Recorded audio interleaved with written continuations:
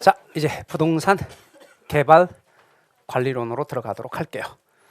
여기에 출제 비중은 5문제가량 출제되고 있다는 거 알아는 두시고요. 이렇게 이제 비중들이 나오면 그 비중들을 여러분이 감안하시면서 보시면 좋겠고요. 이런 것들은 뭐 각 파트의 출제 비중부터 뭐 시험의 결과 또 뭐 시험의 준비물 이런 것들은 제가 인스타에 이제 많이 이렇게 올려놓는 편이에요. 특히 2024년 시험에 관한 예정 일정이나 그런 것도 올려놨거든요.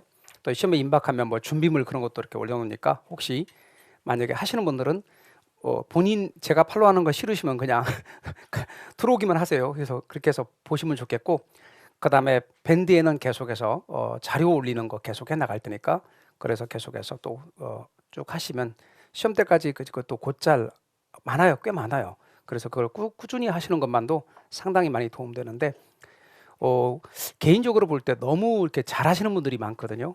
그런 것들 좀 공유를 하고 싶어서 그러니까 이렇게 밴드 하시는 분들 가운데 좀 이렇게 열심히 쓰신 분들을 저한테 공유하기로 인스타 공유하기로 해서 스토리로 올릴 수 있도록 그렇게 해서 주면 제가 매번 공유를 올리거든요.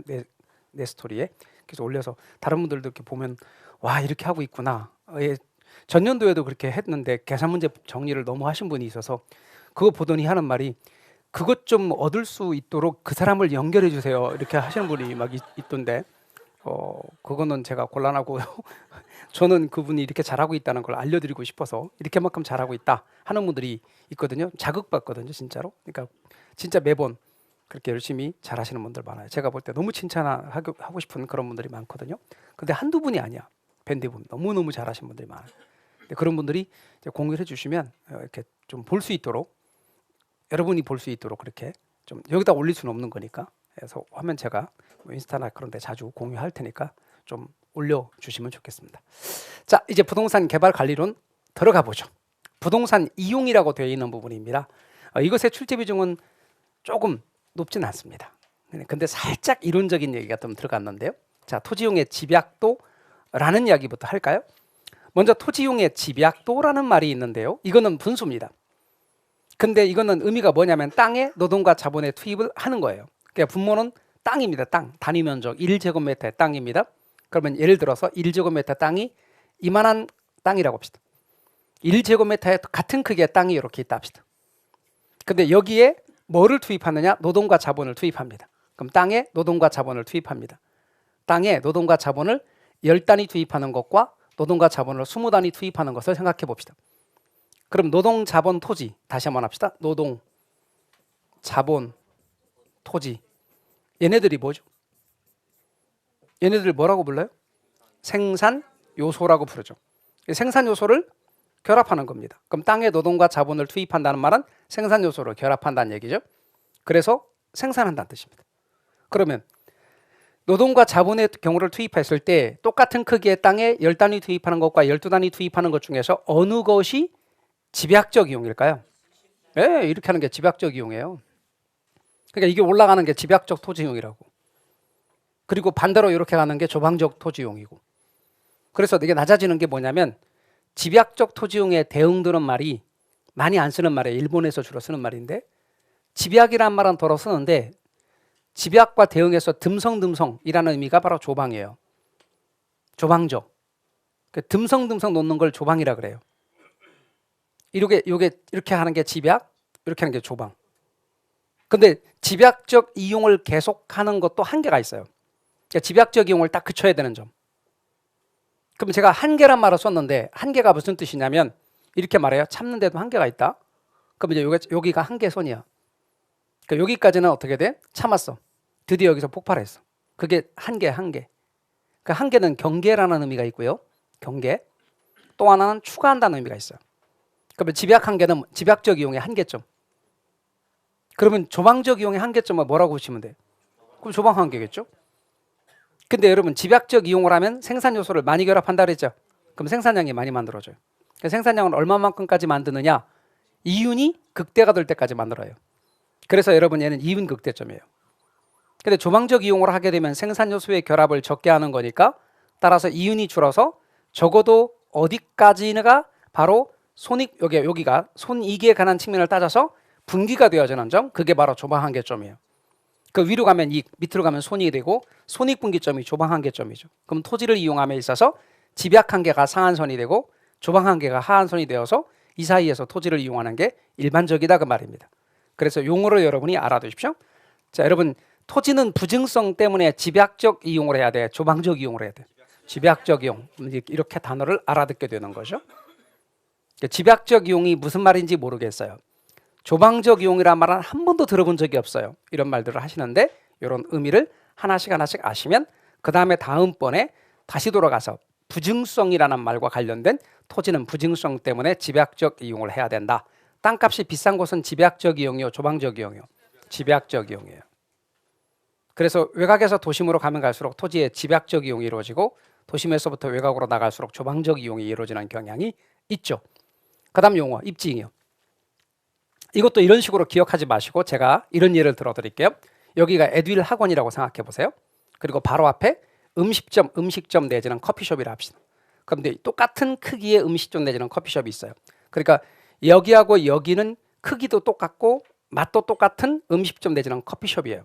그럼 커피숍이 똑같은 커피숍이에요. 브랜드도 같아요. 그리고 매장 크기도 똑같고 커피 맛도 똑같아요. 그런데 여기는 가까이 있어서 여기는 한 100m 떨어졌거든요. 그럼 여기는 월 매출이 200만 원, 여기는 150만 원이라 합시다. 그럼 50만 원 차이 나는 거 맞죠? 저 50만 원은 입지 조건 차이 때문에 발생하는 거예요. 그걸 입지잉여라 그래요. 입지 조건이 유리하기 때문에 생기는 초과 수익을 가리켜서 입지잉여다 이렇게 말해요. 근데 우리 현실에서 입지 조건이 되게 뛰어난 곳을 우리 현실에서 일상적인 말로 뭐라 그래요? 노른자위라고 말하죠. 여기 노른자위예요. 저게 노른자위를 학문적으로 시험에 나오는 말로 100% 입지라 그래요. 입지잉여가 100이 되는 곳 그런 뜻이에요. 저거는 많아요. 적어요. 적은데 입지하려는 상인들은 서로 저기 입지하려고 그러죠. 그럼 저기 서로 입지하려니까 어떻게 돼요? 경쟁이 생기죠. 그러니까 그 경쟁은 결과적으로 입지 경쟁이라 부르는데 뭐를 상승시켜요? 네, 땅값과 집값 따라서 임대료 이런 걸 상승시키죠. 그래서 임대료와 지대가 높아지게 돼요. 그러면 임대료와 지대가 높아지게 되면 높은 임대료와 지대를 지불할 능력이 없는 입지 주체는 입지 경쟁에서 탈락해요. 그럼 갑을 병정 이렇게 경쟁했는데 갑과 을은 저기에 입지하고 병과 정은 입지 경쟁에서 탈락했대요. 그럼 입지 경쟁에서 탈락한 입지 주체들은 100% 입지 가까이에 입지하려고 그래요? 멀리 입지하려고 그래요? 기왕이면 가까이 입지하려고 그래요. 그럼 얘는 입지잉여가 90이 되는 곳이라고 해봅시다. 기왕이면 80이 되는 것보다 90이 되는 것이 낫겠죠. 저것도 비싸면 80이 되는 곳, 저것도 비싸면 70이 되는 곳. 바깥으로 나갈수록 입지잉여는 줄어들어서 드디어 0이 되는 곳도 있단 말이죠. 그럼 여기는 입지잉여가 플러스죠? 그럼 이쪽은 입지잉여가 마이너스가 되는 거지. 그럼 입지잉여는 여기는 0이 되겠네? 그거를 우리는 한계 입지라고 불러요. 한계 입지. 그럼 입지잉여가 발생하려면 한계 입지 이상이라 해야 된다 이 말이에요. 용어 알아두세요. 그 다음 도시 스프롤. 여기다 현상이란 말을 붙여요. 보통. 그러면 도시 스프롤 또는 도시 스프롤 현상 이렇게 말할 때 스프롤은 우리말로 확산이에요. 확산인데 그냥 확산 아니에요. 그럼 우리말로 도시 확산 또는 도시 확산 현상 이렇게 말하면 안 돼요. 우리 이 뜻이 안 살아요. 왜? 확산의 전제 조건이 있어요. 무질서 불규칙. 도시가 확산되는데 무질서하고 불규칙적으로 확산되는 것을 가리켜요. 저런 걸 막기 위해서 그린벨트 같은 것도 있죠. 그런데 여러분 이 도시 스프롤의 경우와 관련해서 원인은 후진국에서 개발도상국에서 도시계획이나 토지 이용 계획 같은 경우를 소홀히 해서 대개 이런 것이 발생해요. 특징으로는 최유효 이용에서 결의됨으로써 일어나는 현상이고요. 주거지역에만 생기는 게 아니라 이렇게 상업적이나 공업지역에서도 스프롤이 나타나고요. 대개는 대도시 도심지보다는 외곽부에서 스프롤이 발생하며 도로를 따라서 간선도로를 따라서 확산이 전개되는 현상으로 나타나기도 해요. 최고 최선의 이용인 최유효용이 되면 좋은데 그러지 못함에 따라서 나타나는 현상들이라고 생각하시면 되겠고요. 확산은 확산인데 불규칙하고 무질서하게 확산된다는 이 첫 번째 내용이 제일 중요한 의미예요. 직주분리. 직은 뭘 가리키는 말일까요? 직장, 주는, 주거. 그래서 여러분 직장은 도심에 있고 직장이 도심에 있는 근로자가 주거를 외곽으로 옮기는 현상이에요. 이렇게. 자, 직주분리 의미 아시겠죠? 왜 그렇게 할까? 원인 따져볼까요? 일단 여기 도심의 땅값, 집값이 너무 비싸. 환경이 안 좋아. 그리고 거기에 재개발 등으로 인해 우리 집이 철거됐네. 그 바람에 바깥으로 나가자는 거죠. 근데 가장 또 중요한 원인 가운데 하나가 옛날에는 여기서 여기까지 가는데 진짜 많이 걸렸는데 이제 전철이 놓임에 따라 직선으로 그것도 이 도로가 놓이거나 그렇게 함에 따라서 단축된 거죠. 교통의 발달. 이게 가장 커다란 원인 중에 하나입니다. 그 결과 어떻게 되느냐? 바깥으로 나갔죠. 그 바깥으로 나가니까 외곽에 어떻게 될까? 외곽에 땅값이 올라가겠지. 그리고 외곽은 잠만 자고 다시 출근하겠죠. 잠자고 출근입니다. 출근, 잠자고 출근. 아침에 출근해야지. 직장 생활은 도심에서 해야 되겠죠. 낮은 여기에 북적되겠죠. 그런데 저녁엔 다시 퇴근하죠. 그럼 가운데가 뻥 뚫리지. 도너츠죠. 도너츠 현상이 나타나지. 그래서 도심 공동화 현상이 나타난다. 외곽의 침상 도시와 외곽의 집가 상승 이런 결과로 나타나요. 적으려고 하지 마시고 외우려고 하지 마시고 뭔 얘기인지 의미를 찾고 아셔야 돼요. 아셨죠? 그리고 나서 체킹한 다음에 하면 저절로 다 잡히는 거예요. 그러면 여러분 직주 분리하고 대응되는 게 뭐냐 그러면요. 어떤 분 자꾸 직주 근접 그러는데요. 직주 접근 그러는 거예요. 직주 근접 이건 뭐냐면 내가 집을 마련할 때 직장 근처에 직장 가까이 있다 그런 의미에서 직주 근접 이렇게 보통 표현하죠. 구해줘 홈즈나 이런 데서 많이 얘기하죠. 근데 직주 분리하고 대응돼서 시험에 나오는 말로는 직주 접근 그러는 거예요. 직장 이렇게 직장과 주거지를 가급적 가까이 두려는 현상은 직주 접근 현상 이렇게 표현해요. 직주 근접 현상 하지 않고 우리 집이 직장 가까이 있다. 그건 직주 근접 이렇게 보통 많이 말하고 그래서 여러분 이런 걸 가리키는 거예요. 외곽으로 나갔던 사람들이 다시 돌아오는 것이. 그래서 이런 회귀 현상이라 그래요. 그러니까 뭐가 먼저고 직주 분리가 먼저고 그 다음 나오는 게 직주 접근이라고요. 그 원인 왜 그럴까? 첫 번째 아까 여기 땅값 올랐죠. 집값 올랐잖아. 근데 여기는 그대로인데 여기가 올라가면 상대적으로 여기가 떨어진 셈이지. 그래서 상대적인 도심의 상대적인 집가 하락이에요. 도심의 집가 하락이 아니라 얘는 그대로 있는데 여기가 올라갔기 때문에 상대적으로 하락한 거라고. 두 번째, 도심의 환경이 개선됐어요. 아까 도심 환경 때문에 나갔던 사람들 어른 성인이었는데도 아토피 막 오는 사람도 있어요. 그리고 아이들도 아토피 심한 사람들 있거든요. 저희는 같이 강의하는 선생님은 아니지만 친하게 지내는 선생님 가운데 하나가 결혼을 했어요. 약간 늦게 아들만 둘 낳았어요. 둘 다 아토피가 너무 심한 거예요. 그래서 서울에 아파트 팔고 외곽으로 나갔어요. 경기도권 아주 멀리 공기 맑은 곳으로 단독주택 마당도 있는 곳으로 아토피가 싹 없어졌잖아. 그 친구한테 말했어요. 야, 너 출퇴근 어떻게 할래? 그랬더니 저만 고생하면 되죠. 그러더라고요. 참 진짜 아빠들이 그래서 내가 그랬어요. 술을 좋아하거든. 너 술 어떻게 할래? 그랬더니 모임할 때 술을 안 먹는 거야. 왜냐면 이게 대리운전이 잘 안 가. 거기가 대리운전이 안 돼. 그러니까 술을 안 먹고 사이다를 먹는 거야. 이씨, 언제 두고 보자. 얼마나 그러는지. 이야, 5년간 그러는 거야? 5년간 꾸준히. 이야, 참 대단한 그죠? 아이 사랑이 대단한. 그리고 아이들 아토피가 다 났잖아. 나중에 유학을 다 둘러 보냈거든요. 유학을 보냈는데 미국으로 갈 거냐 어디로 갈 거냐 중에서 공기 맑은 곳을 선택하더라고. 그래서 뉴질랜드로 갔어. 그게 미국 쪽으로 안 가고 뉴질랜드 쪽으로 가게 된 가장 커다란 원인이 환경 요건 따져서 갔대. 거기 사는 곳은 좀 좋은가 봐요. 그래서 5년간을 서울 수도권까지 확 보내고 그 다음에 또 유학 보내고. 야, 대단해. 근데 중요한 게 선택의 요건이 환경이더라고요. 환경. 또요, 정책적인 주도. 길에서 낭비하는 시간이 너무 많아. 그리고 교통체증의 심화. 이것도 역시 돌아오는 요인 중에 하나예요. 이거 올라가는데 안 막힐 때는 얼마 안 걸리는데 차가 막히니까 많이 걸리더라. 그랬던 사람들이 나갔던 사람들이 들어오고 마는 것이. 그 다음 결과 어떻게 돼요? 나갔던 사람들이 돌아오다 보니까 여기에 주거용 건물이 고층화되죠. 그래서 아파트에 올라갈 수밖에 없죠. 그리고 나갔던 사람들이 어떤 시기에 맞춰 돌아오냐면 재개발, 재건축 시기에 맞춰 돌아와요. 그러니까 도시가 전반적으로 어떻게 돼요? 새 건물로 바뀌고 그런 시기에 맞춰 돌아온단 말이에요. 그러니까 도시가 낡아졌다가 전체적으로 다시 새 건물로 바뀌고 그렇게 하면서 젊어지는 거예요. 그걸 뭐라고 하냐면 도시 회춘화 현상이라 그래요. 도시 회춘화.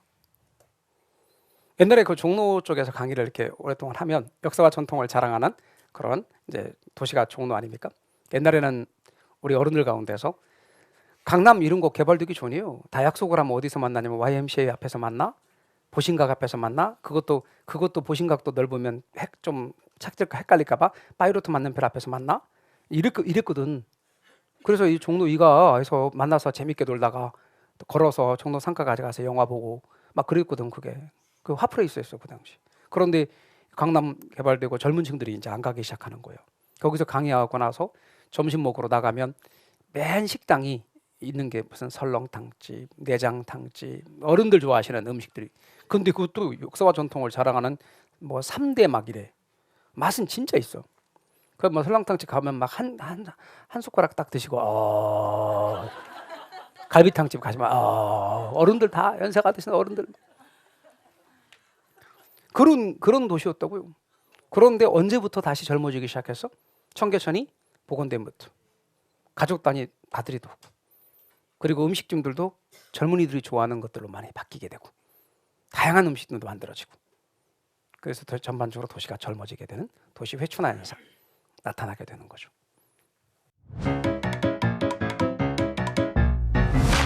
에듀윌 유료 회원만의 특별한 서비스.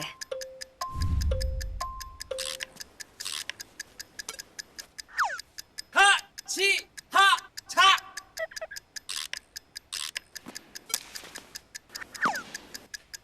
하치하차 정답! 같이 하자 친구야 에듀윌 유료 회원!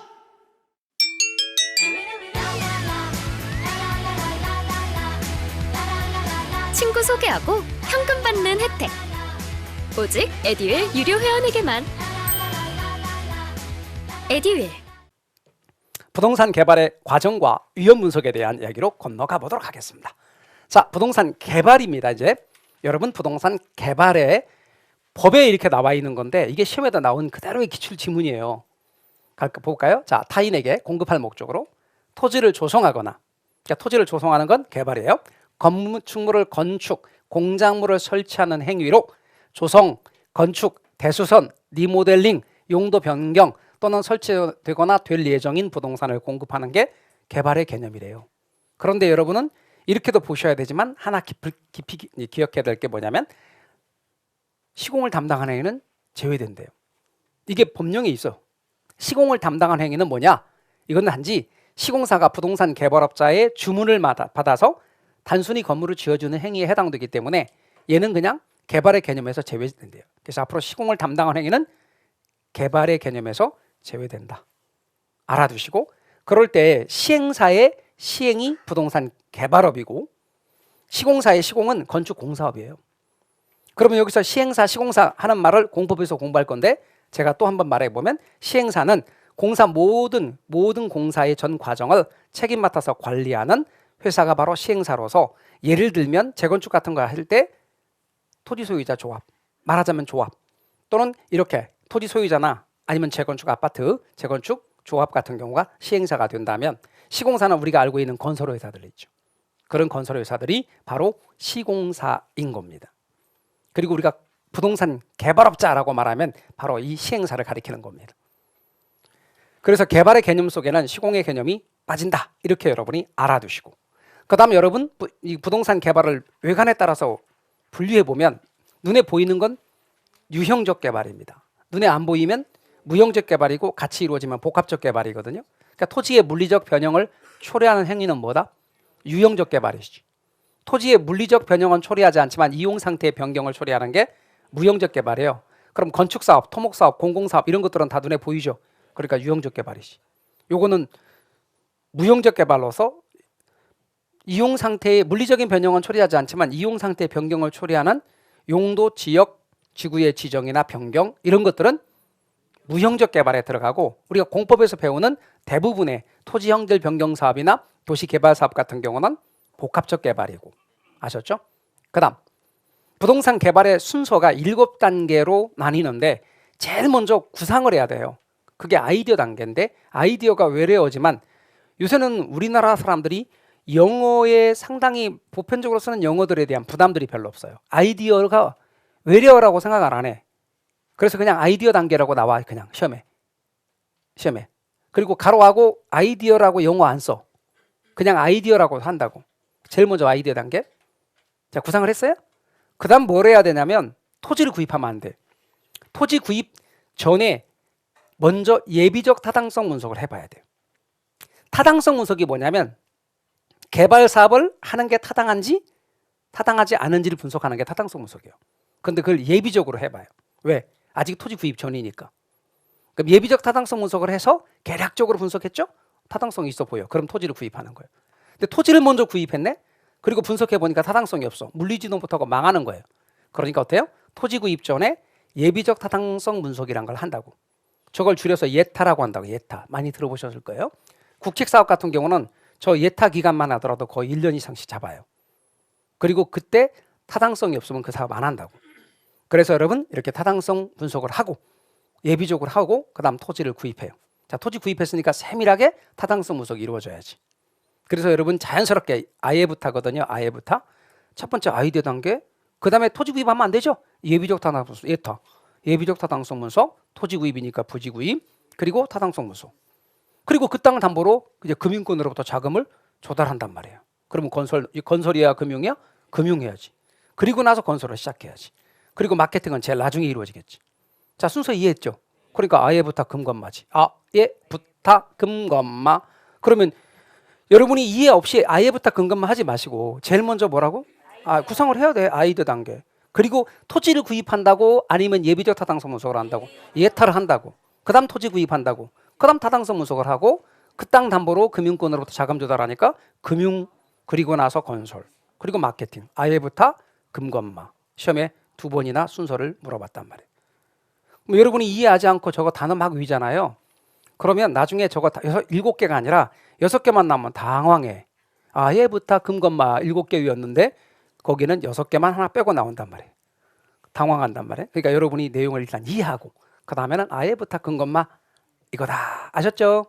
그 다음 부동산 개발의 위험 3가지. 위험 부담이라고 해도 좋아요. 첫 번째는 법률적 위험. 거기다 부담자 넣어도 괜찮아요. 그 다음에 시장 위험 부담. 그 다음에 비용 위험 부담인데 저것도 제가 줄여서 법 그러잖아요. 법 그러면 자연스럽게 법경기라 그래. 습관이 법경기라고 우리가 되어 있다 보니까. 근데 법경기가 아니고 얘는 법으로 시비 가린다 할게요. 제가. 법 시비 위험이거든요. 근데 워푸드라고 하는 사람이 부동산 개발의 위험을 이렇게 3가지로 이야기했는데 법률적 위험 별거 아니에요. 법률적 위험이 법적인 위험이야.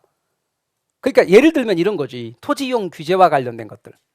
그러니까 공법상의 어떤 토지이용 규제와 관련된 거나 아니면 민법상의 또 사법상의 어떤 소유권 관계 같은 거라든가 이런 거에서 오는 위험들은 전부 다 법률적 위험인 거죠. 정부 정책과 관련된 위험도 법률적 위험입니다. 예를 들어서 A라는 시장 시절인데 어떤 정책들이 나왔습니다. 그런데 A라는 시장이 이제 임기를 다하고 B라는 시장이 들어선 거죠. 그리고 A 시장의 정책을 다 엎었습니다. 그럼 A 시장의 정책을 믿고 부동산 개발 사업을 했던 투자자들은 온전히 손해를 봅니다. B라는 시장이 들어서서 딱 정책을 또 해서 그걸 믿고 추진했는데 임기를 다하자 C라는 시장이 들어가서 완전히 싹 엎었습니다. 다 뭐다? 법률적 위험에 해당됩니다. 근데 그런 걸 줄이기 위해서는 그나마 이용계획이 확정된 토지를 구입하는 것이 좋습니다. 이용계획이 확정된 토지는 좀 비쌉니다. 그래도 법률적 위험보다는 낫습니다. 아울러 시장 위험은 시장이 끊임없이 변동하죠. 그러다 보니까 이 시장의 불확실성이 개발업자에게 위험으로 다가옵니다. 그러니까 이거는 시장 위험과 관련해서는 시장 위험을 줄이는 방법은 시장을 들여다보고 연구해야 됩니다. 시장 연구와 시장성 연구가 필요합니다. 비용 위험이라고 하는 건 뭐냐면 개발의 기간이 5년 잡았거든요. 그런데 예상보다 길어졌어. 개발의 기간이 7년, 8년 됐네? 그럼 비용이 더 들죠. 또 개발 사업 하는 중에 전혀 예기치 않은 인플레이션이 나타나거나 아니면 안반층 같은 게 발견됐어. 여러분 개발 사업 하는데 아파트 지으려고 하는데 재건축하려는데 그 전에 있었던 데는 지하 1층까지밖에 없었는데 헐어내고 다시 지었어 이제. 재건축이니까. 근데 건물이 높아지겠죠. 아파트가 높아져 30 몇 층으로 올라가다 이제 땅을 파기를 적어도 지하 2층까지는 파야 돼가 또는 3층까지는 파야 돼. 그럼 적어도 지하 3층까지는 파기 위해서 팠거든요. 그런데 팠는데 안반층이 나온 거예요.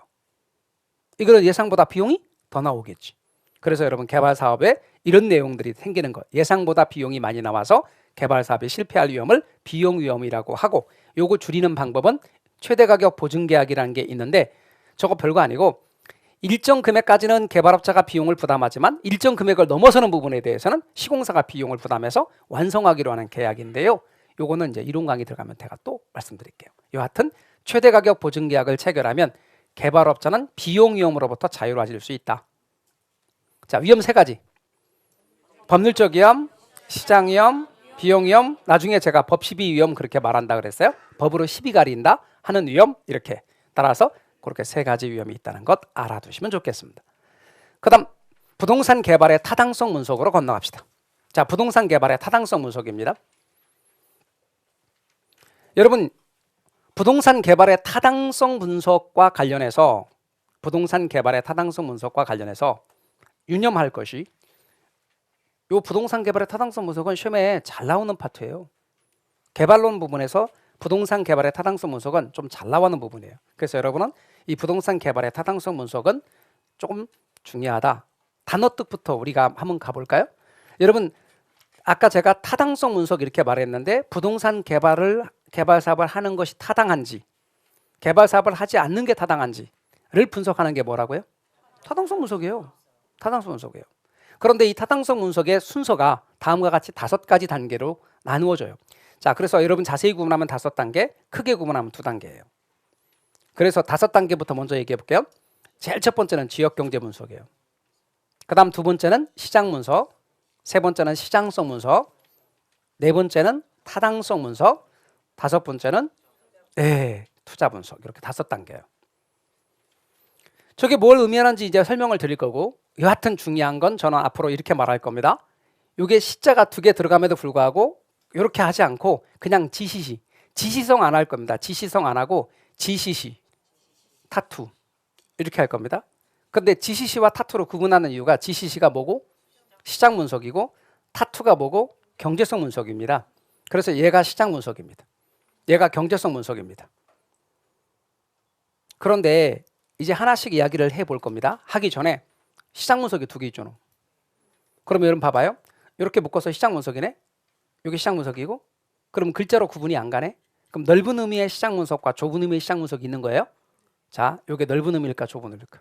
넓은 의미, 이게 좁은 의미. 근데 아무런 말 없이 시장 분석하면 대부분 다 넓은 의미로 쓰여요. 근데 어떤 때 좁은 의미로 쓰이냐면 잘 봐봐요. 시험지에 요게 1번, 요게 2번, 요게 3번. 그럴 때는 시장 분석이 좁은 의미야. 시장 분석과 시장성 분석이 같이 나올 때는. 근데 아무런 말 없이 시장 분석 이렇게 나올 때는 다 넓은 의미로 쓰여요. 아셨죠? 그 다음 지역 경제 분석이 뭔지 설명드릴게요. 자, 개발업자 갑돌이는 오피스텔 사업을 하고 싶어. 근데 어디에 하고 싶냐면 강남에 하고 싶어. 강남구에 하고 싶다고. 강남구를 분석해 봐야 되겠죠? 강남구를 분석하는 게 지역 경제 분석이에요. 강남구를 뭘 분석하느냐? 강남구에 있는 모든 부동산에 영향을 미치는, 강남구의 부동산의 인구라든가 혹은 강남구의 부동산의 수요에 영향을 미치는 요인들을 분석하는 거예요. 그럼 강남구의 부동산의 수요와 시장에 영향을 미치는 요인들은 강남구의 인구, 고용, 소득, 교통 이런 것들을 분석하는 거예요. 근데 제가 방금 말한 것처럼 강남구의 인구, 고용, 소득, 교통은 강남구의 오피스텔에만 영향을 미치는 게 아니라 모든 부동산에 영향을 미친다고. 일단 이걸 먼저 분석하는 거예요. 그게 뭐라고요? 지역 경제 분석이에요. 저게 끝나면 그 다음 단계로 시장 분석을 한다고. 시장 분석은 뭐냐면 지금 개발업자 갑이 개발하고자 하는 부동산이 뭐라고 그랬어요? 제가 오피스텔이라고 그랬죠? 그럼 오피스텔의 수요와 공급을 분석하는 거예요. 그래서 여기는 오피스텔의 수요와 공급을 분석하는 것. 오피스텔의 수요와 공급을 분석하는 거예요. 특정 부동산이 오피스텔. 그러면 오피스텔의 수요가 많으면, 강남 지역에 오피스텔의 수요가 많으면 개발 사업 할 만하죠. 근데 공급이 많으면 하면 안 돼. 그게 시장 분석이에요. 수요와 공급을 분석하는 것.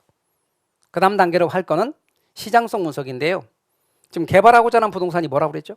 오피스텔. 그럼 오피스텔이 작년에 시장에 몇 채가 공급되었으며 그 중에서 몇 채가 매매나 임대되었는가를 분석해 보는 거예요. 시장성을 따져보는 거죠. 그래서 매매나 임대 가능성을 분석하는 게 시장성 분석이에요. 그럼 개발 부동산이 바로 오피스텔이고 그 오피스텔의 매매나 임대 가능성을 분석하기 위해서 먼저 뭘 해보냐면 작년에 시장에 공급된 오피스텔이 몇 채였으며 그중에 몇 채가 매매나 임대되었는가를 따져보는데 그걸 흡수율 분석이라 그래. 이런 흡수율 분석을 하는 이유가 있어요. 보실래요? 작년에 100채가 공급됐는데 그중에 매매나 임대가 90채가 됐어. 그럼 시장 흡수율은 90%예요. 95채가 됐어. 그러면 시장 흡수율은 95%예요. 그럼 90%가 더 좋아요? 95%가 더 좋아요? 흡수율이 높을수록 그만큼 시장의 위험은 낮아지고 시장성은 높아지는 거예요. 이해 가셨어요? 그런데 매매나 임대 드는데 그 걸리는 기간이 있어. 매매나 임대 드는데 걸리는 기간. 100채가 전량 다 매매나 임대 들 때까지 걸리는 기간이 6개월이었다. 100채가 전량 다 매매나 임대 드는 데까지 1년 걸렸다. 6개월이 더 좋은 거예요? 1년이 더 좋은 거예요? 6개월. 그런 걸 흡수 시간이라 그래. 흡수 시간은 짧을수록 시장 위험이 낮고 시장성이 높은 거예요. 그러니까 그런 걸 분석하는 걸 뭐라고 한다고? 흡수율 분석. 그럼 흡수가 뭐냐? 매매나 임대야. 다른 말로 소비. 그래서 흡수와 똑같은 말이 소비고 매매나 임대다. 그 흡수율 분석을 하는 목적은 뭐냐? 과거가 어땠느냐를 보는 게 목적이 아니라 그걸 통해서 미래 흡수를 예측하는 데 있는 거예요. 그러니까 흡수율 분석의 목적은 단순히 과거의 추세를 파악하는 것이 목적이 아니에요. 이것을 기초로 해서 미래의 흡수를 파악하는 것이 목적이다 이 말입니다. 됐나요? 이것을 여러분이 잘 알아두시고 여기까지는 돈 얘기가 안 나와요. 돈 얘기는 여기서부터 나와요.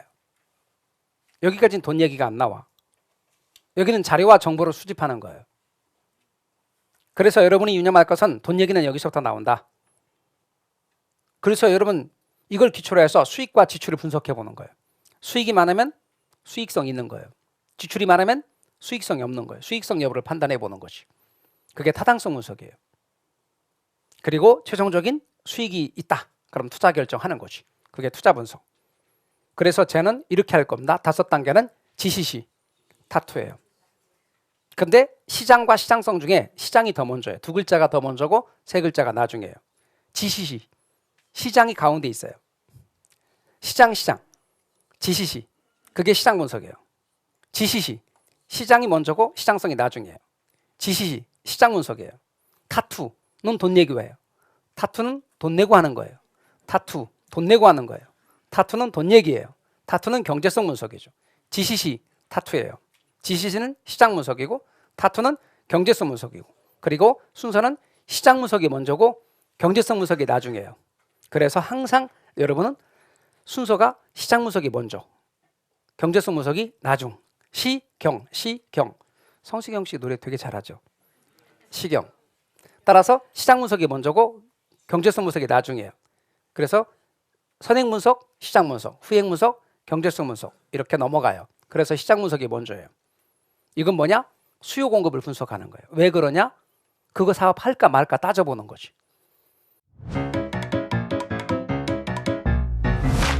에듀윌 유료 회원만의 명품 자료 서비스.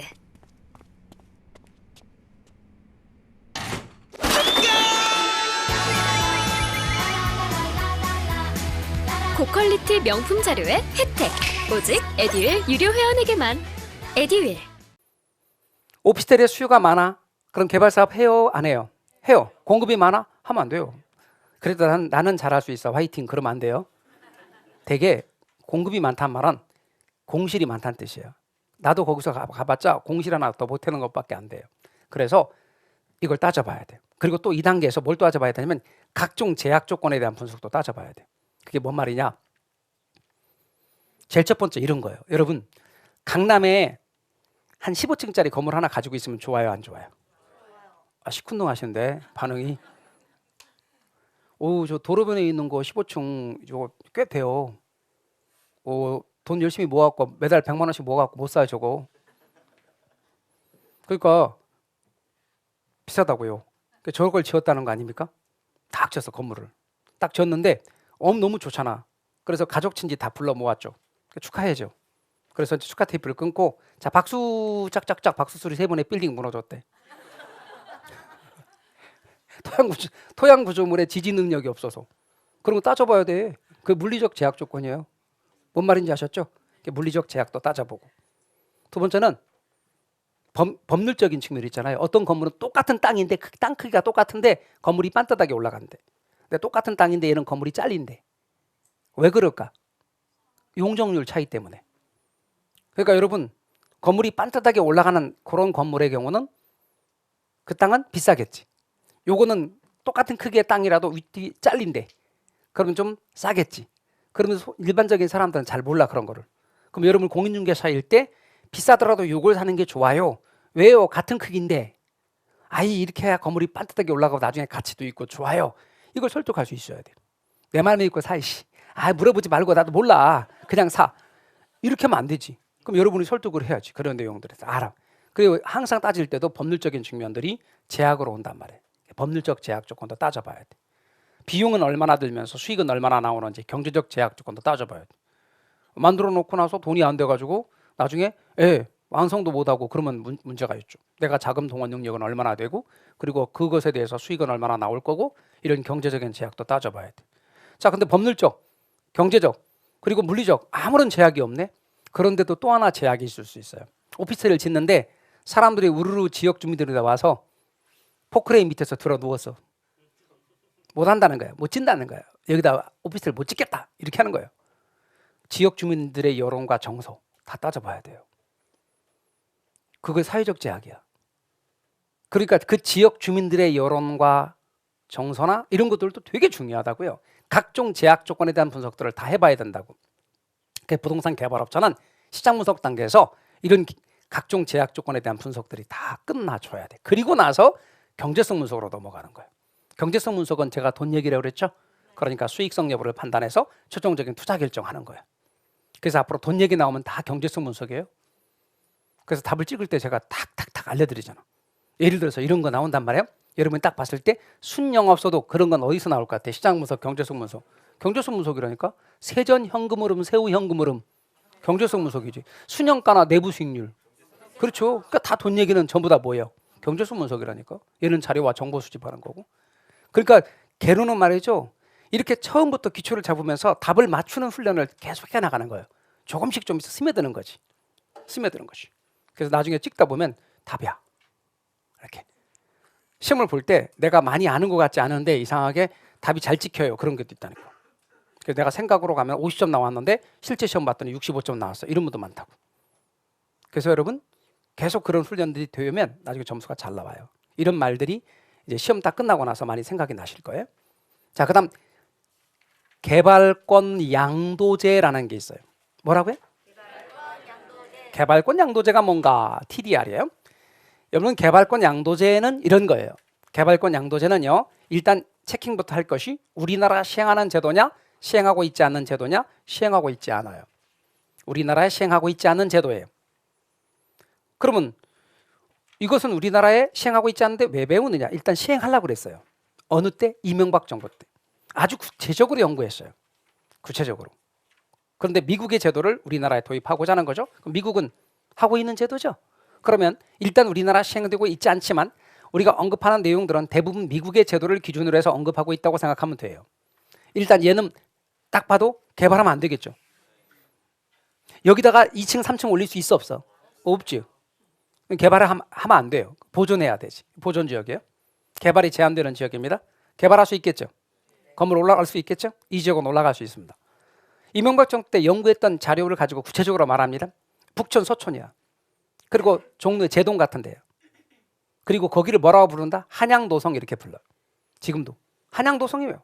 제가 말씀드렸다시피 서울은 세계 도심이라고 그랬죠. 한양도성, 그리고 강남 권역, 그리고 영등포 여의도 권역이에요. 이렇게 세 개의 도심으로 돼 있어요. 그중에 한양도성에 이런 게 있죠. 그럼 이런 게 있으면 벽에다 대고 스프레이 뿌려야 돼요? 영화 공짜? 큰일 나요 진짜. 이거 그게 장난이 아니야. 아니, 장난으로 그랬어요. 그렇게 생각하는데 그게 장난 아니라고요. 많이 잘못하는 거예요. 어쩌면 감옥에서 못 나오실 수도 있어 계속. 그럼 이제 감옥 벽에다가 대고 해? 장난? 이거 안 돼 진짜로. 이게요 우리나라 사람들이 보는 것보다 외국 사람들이 보는 눈이 바라보는 눈이 우리나라 사람들은 기와집이네. 모양이 이거 허락하고 빨리 아파트 지어야 되는 거 아니야? 이런 생각이 있을지 몰라도 외국인들은요. 이거 당신들 정체성 아니냐는 거지. 이걸 왜 허냐는 거예요. 심지어는요, 외국 사람들 눈에 저게 너무나 귀해 보여서요, 어떤 외국 사람은 우리나라로 국적을 바꾸고 이거 보존하는 운동을 해요. 그리고 그 지역에 있는 사람들은 그 사람 보고 쳐 죽일 놈이라 그러고. 왜냐면 그 사람들, 거기 사는 사람들은 재산권 행사하고 빨리 어떻게 아름다운 아파트 지어서 빨리 집값 올라가야 되는데 이거를, 근데 그분은 뭐라 그래? 심지어는 이런 운동을 하기 위해서 한국으로 국적 바꿨다니까?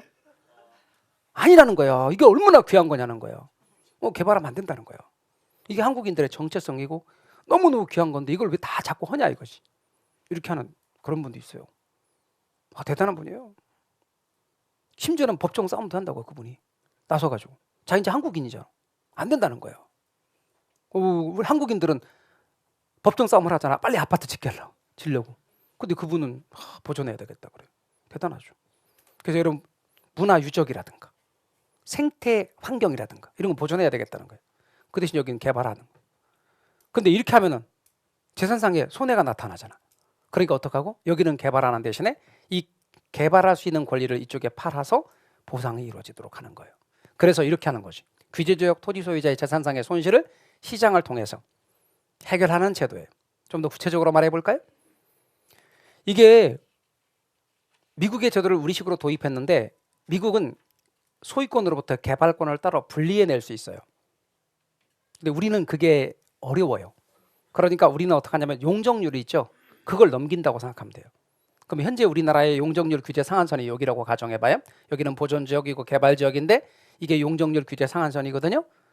얘는 용적률 다 찾아먹고도 모자란데 더 올리고 싶대.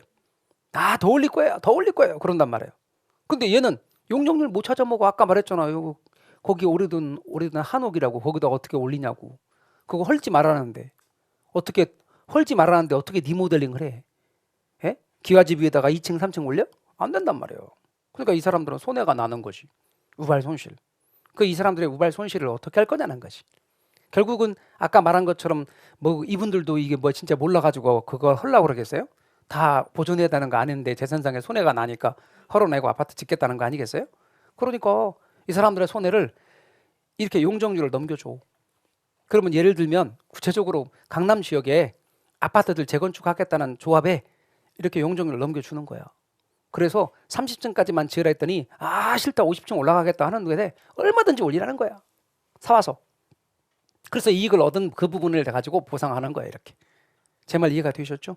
그래서 개발권 넘겨주고 거기서 생긴 이익 가지고 보상하도록 하는 제도. 이게 개발권 양도제의 핵심이라고요. 그래서 이게 미국에서는 도심지의 역사가 오래된 도시들이 있을 거 아니에요. 그 도심지의 역사적인 유물 같은 걸 보존하거나 생태환경 보존을 목적으로 원래 시행됐던 거예요. 그러니까 토지용 규제의 방안의 하나였어요. 그리고 소유권으로부터 개발권을 분리한 다음에 다른 개발이 가능한 지역에 있는 사람들한테 개발권을 양도 이렇게 함으로써 이 사람의 손해를 보상하는 거예요. 그러니까 정부가 절대 공적 자금 투입을 통해 보상하는 게 아니고 시장을 통해서 보상하는 거예요. 잊지 말 건 공적 자금 투입을 통한 보상이 아니에요. 시장을 통한 보상이에요.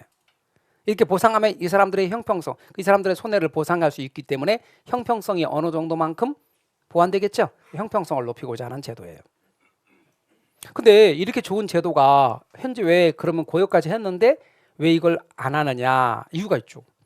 만약에 이 제도를 도입하게 되면 우리나라의 경우 혹 개발권 투기 같은 게 나타날 수도 있고 개발권 은행도 설립을 해야 되고 많은 문제점들이 야기될 것 같다. 그래서 상당히 많이 검토를 했으나 그 이후에 이것에 대한 제도 도입에 대한 보류, 박근혜 정부 들어선 보류, 그리고 문재인 정부 들어서는 아예 안 하는 걸로 결정이 난 거죠. 그래서 우리나라의 경우는 현재 시행하고 있지 않다. 그리고 앞으로 언급하는 이 제도들은 주로 미국의 제도다. 어디? 미국의 제도다. 이렇게 말한다고. 근데 이 이야기를 제가 끊임없이 해요. 어느 나라 미국 얘기다. 이렇게 말한다고. 그런데 뭐라고 말하냐면 우리나라에 안 하는 걸 왜 안 해요?